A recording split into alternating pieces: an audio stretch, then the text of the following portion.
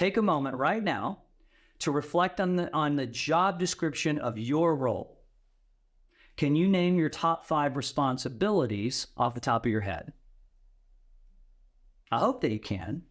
I suggest maybe pausing this video and jotting down your top 5 main responsibilities for your role. Now think of the people in your organization, the people who report to you. Do you think they can name their top 5 responsibilities for their role off the top of their head without referring back to their job description?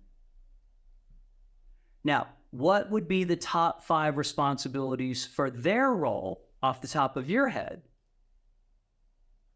Pick one of your direct reports, pause the video, and list the top 5 responsibilities for that person's role off the top of your head.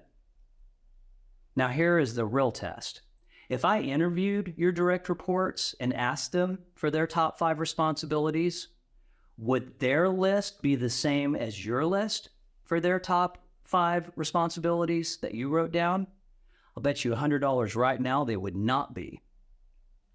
And this right here is why so many organizations have such weak performance management, because there are usually huge gaps in what the boss considers a role's responsibility and what the person in that role thinks they are.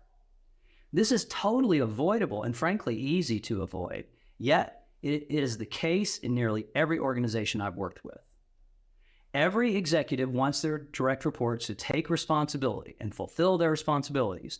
Yet in many, if not most cases, the executive has not made those responsibilities perfectly clear. Or if they did, the report is not clear. They don't understand them, or they're confused about them. And that's just the low-hanging fruit. That's the easy part, responsibilities. Heck, that's on the job description. That's not even where the action is.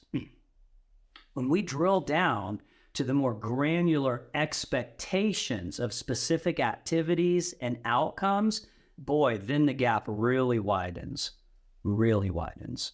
I've never met an executive where there's not a massive yawning gap between their expectations for activities and outcomes in a direct report's role and what the direct report thinks the expectations are for activities and outcomes. This is a real problem. And fixing this problem is one of the very first things I do when I step into an executive team, either as a consultant or a fractional COO.